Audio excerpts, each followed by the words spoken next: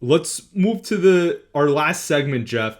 And this is something that you dropped very early on. It might have been in episode 1 of Flight Path, because I think you had this before anybody else. This is like something you dropped in March. But basically, what's circling around X and whatnot is that the Falcons did not expect Jaylen Walker to be there at pick 15. So what happened was, when they went to the combine or Senior Bowl or whatever, or wherever they were, Georgia's Pro Day, wherever they were looking at Jaylen Walker, I think an executive went up to Terry Fontenot, Falcons executive, and said, "Man, this guy is super impressive. Like, any shot that he falls to us, Terry's like, no, there's no way." So the second that Carolina passed them up at 8, I think that's when we started going crazy, realizing that this might actually happen.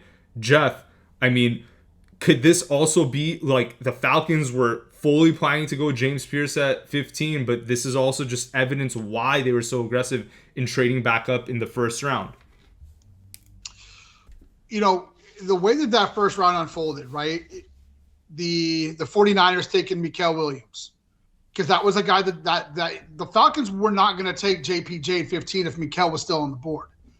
And coming into this, the Falcons really thought that either New Orleans or the Panthers would take Jaylen Walker at 8 or 9. And so when both of those picks came and went and he was still on the board, I think you and I were even texting like, holy shit, like this is a real possibility that this is about to happen. The Falcons, and again, to your point, going into the combine, I had talked about how they were really high on the Georgia safety. Coming out of the combine, they had completely changed their board, and Jaylen Walker was number 1. Not Abdul Carter. Jaylen Walker was number 1. And if you go back and you watch some of the clips that are coming out about his interview with the Falcons, when they said, "What position do you play?" that dude straight up said defense. Like, as a defensive coach or as a coach, period, how do you not love that? In a day and age where guys are like, "Nope, I am only this, I am only that, I am only," he's like, "I fucking play defense." Like, sign me up, right? And so coming out of that interview process, they were super impressed with him. And again, this is all stuff that I've talked about, we've talked about. And so I think it's great that Terry did an interview where all of this kind of came out and reiterating everything that we've told you guys. It's really hard not to be impressed with Jaylen Walker. This is a guy who's a high IQ, high motor, well coached. Just he's everything that you would want in a first round pick, right? Like, you're not going to have to worry about him going to do some dumb shit. Coming from UGA, where a lot of guys there do a lot of dumb shit and get a lot of tickets and a lot of stupid things that they have going on in Athens. This is a guy that has stayed clean, right? Like, this is a guy that has he's only ever been in the paper for great things, right? And so, the fact that he fell to 15, one, puts a chip on his shoulder, because, again, a lot of people had him as a top 6 prospect. Forget Shedeur Sanders falling. To me, Jaylen Walker's falling to 15, to me, is a much bigger story if you follow college football. Jaylen Walker was a much better college football player than Shedeur Sanders was. That may end up being controversial. I can't fucking help it if you get your feelings over that one. So for me, a guy that was thought to go in the top 5 or 6, now all of a sudden falls to 15, that's a pretty big slide. And so you get a guy like that can play all 3 levels, that can rush the passer, who is probably the most underrated pass rusher in this draft because he can do a lot of other things. Now you get a pissed off Jaylen Walker. You pair him now with JPJ, who technically wise is the best pass rusher in this draft. Yes, better than Abdul Carter. And by technically, I mean hand, foot, all of those things.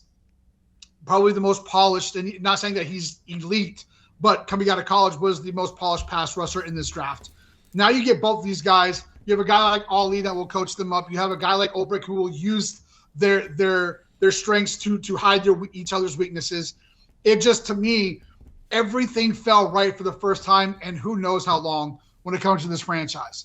Like, all the stars finally fucking aligned for the first time, and it probably since Julio, being taken, and even before that, maybe even Matt Ryan back in 2008, right? Like, things had to kind of fall in line. And so How are you not excited? I know Terry Fontenot, and you saw the videos, right? You saw it live. You saw how excited he was that Jaylen Walker, which is crazy to me. Just as a side note, like, how the fuck are you late turning in that paper? You know what I mean? Like, how do you let time expire? The moment that Jaylen Walker's name was not called at 14, your ass should have been running up there to turn in that paper. Like, it should have been 30 seconds, done, over with, boom, you're moving the fuck on. And instead, we all kind of had to go, wait, what is going on here? What are we doing? But I mean, we've talked about it. We talked about it last week. We were super excited to have him here, and the stars kind of aligned for that one. But again, just from a personal note, for me, I feel like I'm happy as hell that somebody confirmed what I've been telling you guys, since post combine. Falcons fans, you also need to thank Brock Bowers for having the rookie season that he did, because I think that pushed Colston Loveland up on the draft board, making the Bears take him at 10, pushed Tyler Warren up to 14. Colts took him right there. Those are two tight ends that could have easily been a pick for Jaylen Walker or even JPJ. Like, there is a scenario where we don't end up with either, because both the Colts and the Bears could have used a pass rusher, in my opinion. So thank him for that. And Jeff, the sweetest part of this, last year, everybody had a field day with us when we took Penix at 8. This year, everyone's like, how dare the Falcons trade away their 2026 first, take the pick now for a guy they're high on, right? Like, and take JPJ or 26 overall. So, I mean, it's just, I love when the media gets after us and these players have like such a nice potential to really come out. As much as I love Jaylen Walker and I think he's a leader and he's going to probably be a cornerstone of our defense, I really think that JPJ is the one, and maybe this is my Knoxville bias, I think he could really like surprise me. Look, you even said it, like, he is the best pass rusher in this draft. And if you go back to the beginning of the college football season, week 1, 2024, you ask all the scouts around the league who will be the number 1 defender off the board, almost every single one of them would have said JPJ.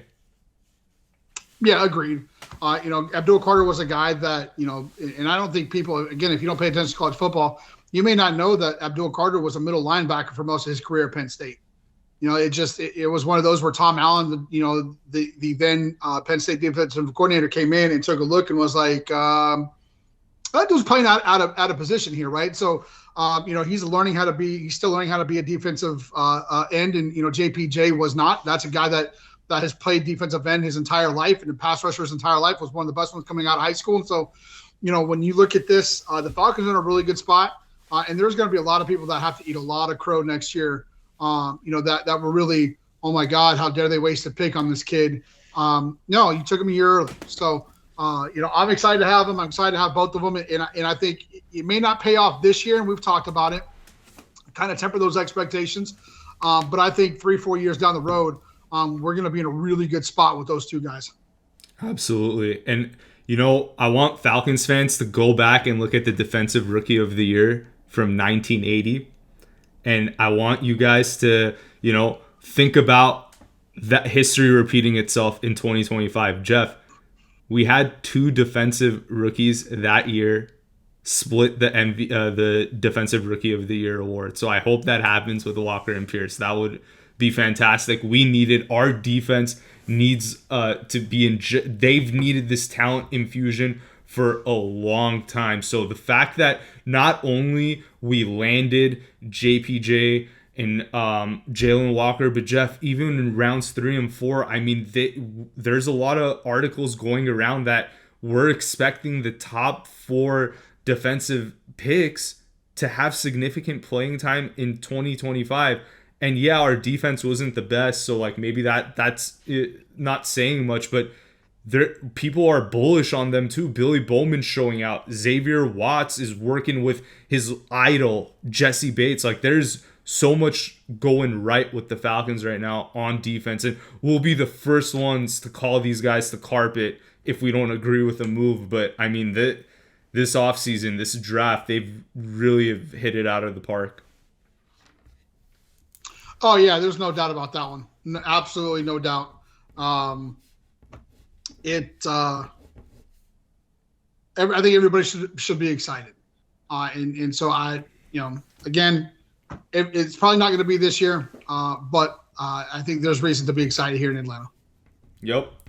Motto of our podcast: FTH, fuck the haters. So whoever says the Falcons aren't going to win the division, they're full of shit. We're coming. Last year, people saw us coming. We were the division favorites. I even think we had negative odds. Now I think we're, we have plus odds at plus 230. Hammer that all day. We're taking this division. There's no doubt in my mind this year we're taking it. Last year was a little shakier, but as long as MPJ is healthy, if Penix is there, we're going to be fine. And honestly, if Kirk's on our roster too and Penix isn't healthy, I even think Kirk can probably carry us to division title there with him having another offseason getting healthy. So that's all we got for you guys today. Thank you so much for listening. Please drop a like if you enjoyed it. If you didn't, well, feel free to drop a thumbs down then and go find Jeff on X and give your complaints. He's head of the complaints department. He'll gladly take your complaint and give you the middle finger. He has no problem doing that. So appreciate all you guys. Have a fantastic weekend. And